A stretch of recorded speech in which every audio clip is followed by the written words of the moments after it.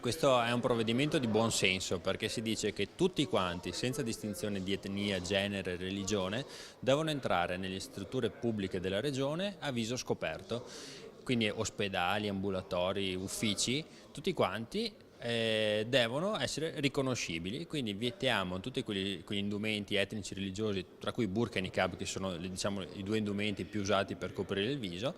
Diciamo che questi non possono più essere usati all'interno delle strutture regionali. È un altro regolamento che punta alla sicurezza perché dà una norma quadro, quindi che riguarda tutti gli edifici regionali, dove diciamo che le armi non possono entrare. Dopodiché il PD ci ha richiesto di inserire oltre a burqa e niqab anche altri indumenti come sciarpe e passamontagna, cosa che noi abbiamo fatto. Purtroppo però dopo il PD, dopo averci chiesto questo emendamento, non ha votato a favore. Questo è un provvedimento che riguarda diversi campi, sicuramente il tema della sicurezza in primis, quindi la sicurezza di tutti i cittadini veneti. Il secondo tema molto importante è quello della dignità della donna. Il fatto che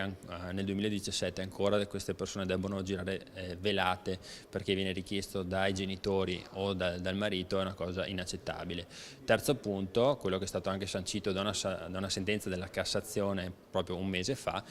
chi arriva nel nostro paese deve in qualche modo adeguarsi ai valori della società che li ospita. Anche il linguaggio nelle leggi ha un significato pregnante, forte, chiaro e di carattere anche culturale e politico, non solo diciamo, per quello che stabilisce la norma, e da questo punto di vista si è voluto lasciare un'elencazione di travisamenti o in qualche modo di abbigliamenti che fanno sì che non si possano riconoscere le persone. Inutile, perché bastava dire chi non è riconosciuto, non ha un tesserino di riconoscimento rilasciato dopo identificazione non entra, e questo riguarda tutti i tipi di travestimenti o modo per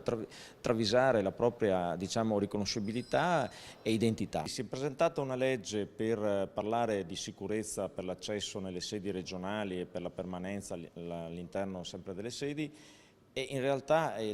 si perseguiva un altro obiettivo, quello di lanciare un messaggio tutto politico, perché non si è potuto parlare di sicurezza in realtà, tant'è che la faziosità dimostrata nei fatti è venuta fuori quando ho presentato un emendamento riprendendo una norma della Lombardia e tal quale ed è stata respinta. Non mi risulta che in Lombardia governi qualcun altro se non la Lega, non mi risulta che in Lombardia ci sia un assalto di islamici nelle sedi regionali, quindi il messaggio è politico, quindi da questo punto di vista noi siamo un po' anche amareggiati per l'utilizzo di una sede quale il Consiglio regionale su argomenti che non sono i veri problemi del popolo veneto.